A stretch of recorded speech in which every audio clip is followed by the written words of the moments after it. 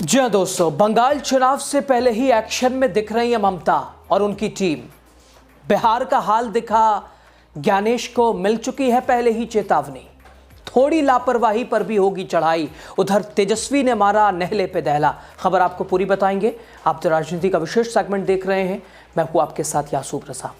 दोस्तों, बिहार के नतीजों के बाद विपक्ष अब आर पार की लड़ाई में उतर चुका है और ज्ञानेश कुमार को अभी तक जिन चुनौतियों का सामना करना पड़ रहा था, उससे अब ममता बनर्जी अकेले ही उतनी चुनौतियां खड़ी कर दे रही हैं ज्ञानेश कुमार के सामने। यानी जो गलती बिहार में हुई विपक्ष से, वो ममता बनर्जी किसी भी सूरत में चुनाव आयोग द्वारा कथित की जाने वाली, जो कि चुनावी निष्पक्षता पर जिसने सवाल उठाया, वो बिल्कुल वैसी कोताही बरतने की गुंजाइश नहीं है। और जिससे पहले ममता बनर्जी, उनकी पूरी टीम टीएमसी एक्टिव है और शायद इसीलिए बीजेपी बंगाल में अलग अलग कोशिशों में भी जुटी हुई है।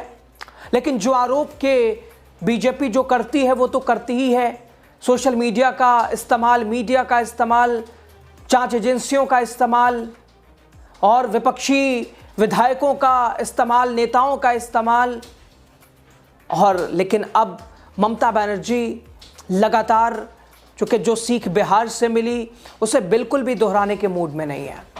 दोस्तों, इसी बीच एक और आरोप जिसने चुनावी माहौल में सन्नाटा भी फैलाया और सन्नाटे से ज्यादा भूचाल भी मचाया। बंगाल में चुनाव से पहले ममता बनर्जी की टीम एक्शन में आ चुकी है। कहा जा रहा है कि बिहार में जो हुआ ये आने वाले राज्यों की झलक है और वो दूसरे राज्यों में इंप्लीमेंट ना हो। कथित जो चुनाव आयोग की मिली भगत और सत्ता पक्ष भारतीय जनता पार्टी एनडीए की जीत, पहले ही से चेतावनी, पहले ही से सतर्क। और ममता बनर्जी से मुकाबला करना ज्ञानेश कुमार को भी, चाहे एसआईआर का विषय हो, चाहे किसी भी मोर्चों पर ममता बनर्जी हावी है, लगातार नाक में दम की हुई है। और दोस्तों, साथ ही ममता बनर्जी के साथ ही उनकी टीम भी मानो कह रही हो थोड़ी सी भी लापरवाही और चढ़ाई तय। उधर तेजस्वी ने भी मार दिया नहले पे दहला। दोस्तों, चुनाव आयोग मिशन पे है, मिशन मोड में है, मिशन मोड में बिहार में था और इस मिशन का लक्ष्य था बिहार में एनडीए की वापसी।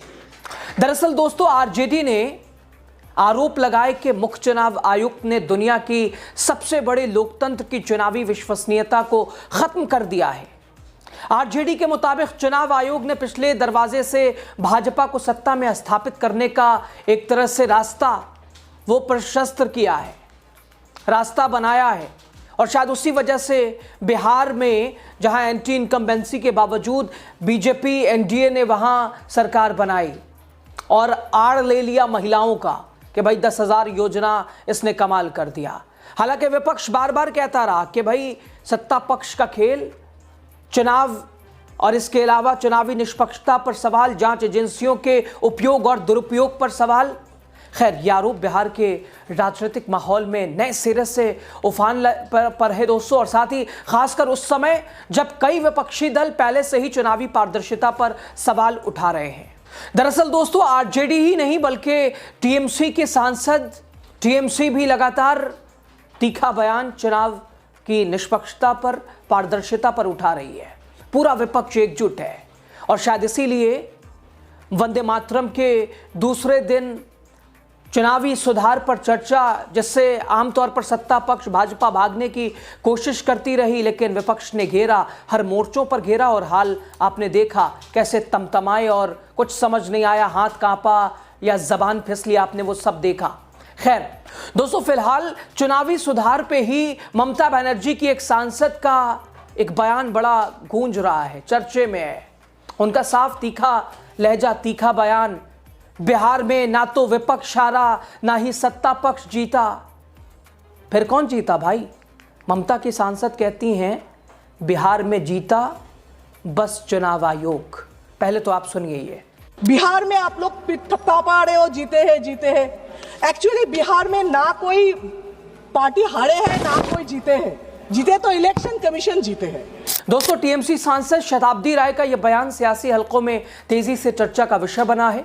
उनके शब्द थे, बिहार में न विपक्ष हारा न सत्ता पक्ष जीता, जीता है सिर्फ चुनाव आयोग, जीते हैं बस ज्ञानेश कुमार। उनका आरोप कि चुनाव आयोग एक मिशन मोड पे था। चुनाव आयोग एक मिशन पे है, उसका काम उसे जो बताया गया है वो कर रहा है, और वो मिशन भाजपा एनडीए को हर हाल में जिताना है, बिहार में भी दोबारा सत्ता में वापस लाना, यही चुनाव आयोग का मकसद था। ज्ञानेश कुमार की चाल थी, वो उन्होंने पूरा किया। दरअसल दोस्तों, आरजेडी ने टीएमसी सांसद शताब्दी राय की वीडियो पोस्ट की है सोशल मीडिया पे, जो चुनावी सुधार पर टीएमसी सांसद की हुंकार, लगातार हर चारों तरफ से घेराबंदी, वो भी चुनाव आयोग, एसआईआर, हर मोर्चों पर आरजेडी ने इसे सोशल मीडिया पे पोस्ट किया है और साफ लिखा है, देश के मुख्य चुनाव आयुक्त को भारत रत्न नहीं बल्कि नोबेल प्राइज दिया जाना चाहिए, जो उन्होंने विश्व के सबसे बड़े लोकतंत्र में चुनावों की विश्वसनीयता को ही खत्म कर दिया है और पिछले दरवाजे से पूरे देश में हर जगह, हर प्रदेश में भाजपा को सत्ता में स्थापित करने का मार्ग प्रशस्त कर दिया है। टीएमसी की माननीय सांसद श्रीमती शताब्दी राय ने कहा कि बिहार में न विपक्ष हारा न सत्ता पक्ष की जीत हुई, केवल चुनाव आयोग जीता। चुनाव आयोग मिशन पर था, किसी भी तरह भाजपा और एनडीए को बिहार की सत्ता में फिर से लेकर आना है और इसमें उसने संविधान का मजाक उड़ाते हुए, सभी धांधलियों को अंजाम देते हुए अपार सफलता पाई। अब देश के साथ इसी धोखाबाजी मॉडल को अंजाम देते हुए चुनाव आयोग हर राज्य में भाजपा को सत्ता में स्थापित करना चाहता है। दोस्तों, आरजेडी की इस पोस्ट में सीधा आरोप कि चुनाव आयोग अब देश भर में इसी धोखाबाजी मॉडल को लागू करना चाहता है। आरजेडी ने टीएमसी सांसद की ये उनका ये बयान भी एक तरह से साझा किया और ये तमाम चुनाव आयोग और इसकी निष्पक्षता, पारदर्शिता पर सवाल उठाए। आरजेडी ने कहा कि ऐसा करके चुनाव आयोग भाजपा की सत्ता स्थापित की कवायद को पूरा कर रहा है कि भाजपा बनी रहे सत्ता पे, कुर्सी पे। दोस्तों, उधर राजनीतिक विशेषज्ञों का मानना है कि इस तरह के आरोप लोकतांत्रिक संस्थाओं के प्रति जनता के विश्वास को कमजोर कर सकते हैं, चाहे ये आरोप सही हो या ना हो। राजनीति के विशेषज्ञों का कहना है कि भारत जैसी विशाल लोकतांत्रिक व्यवस्था में हर चुनाव के बाद विवाद होना स्वाभाविक है, लेकिन संवैधानिक संस्थाओं पर इस तरह की तीखी टिप्पणियां स्थिति को और जटिल बनाती हैं और इस विवाद पर जनता की राय भी बटी हुई है। कुछ लोग कहते हैं चुनाव आयोग एक संवैधानिक संस्था है, इस पर इस तरह का आरोप लगाना गलत है, तो दूसरी तरफ कई मतदाता, कई लोग कहते हैं, अधिक मात्रा में लोग कहते हैं कि भाई जहाँ जहाँ चुनाव होता है नतीजों में गड़बड़ी में सवाल उठता है, ये मिली भगत है, ये खेल है। दोस्तों, क्या सच में चुनावी प्रक्रिया में सुधार की ज़रूरत है? चर्चा भी संसद में शीतकालीन सत्र में हुई और एक चुनाव आयोग लगातार अपने पारदर्शिता पर क्या जोर देता है, क्या जोर देना चाहिए? दूसरी तरफ विपक्ष की लगातार घेराबंदी और विपक्ष कहता है चुनाव सिर्फ निष्पक्ष नहीं होना चाहिए बल्कि निष्पक्ष दिखना भी चाहिए। इसलिए सवाल सिर्फ संस्थाओं पर नहीं बल्कि लोकतंत्र के भरोसे पर भी है। चुनावी प्रक्रिया किसी भी लोकतंत्र की रीढ़ होती है, बैकबोन होती है, और जब उसी प्रक्रिया पर सवाल खड़ा हो तो बहस केवल राजनीतिक न होकर जनता के अधिकारों, लोकतंत्र के भविष्य से भी एक तरह से जुड़ जाती है। ये लोकतंत्र की लड़ाई हो जाती है।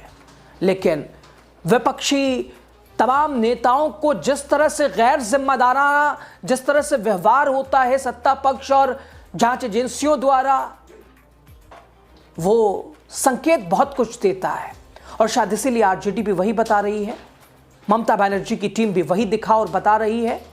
लेकिन ये दिखाते हुए कि जो वहां हुआ वो यहां गुंजाइश नहीं कीजिएगा। बंगाल यहां बिल्कुल टकराएगा, वो चूर चूर हो जाएगा, सिर्फ मुंह से बोलने के लिए नहीं, वो दिखाई भी देगा। आप आके देखिए, अंदाज़ा लग जाएगा। खैर, खबर पे आप राय दीजिए अपनी, आपकी राय क्या है?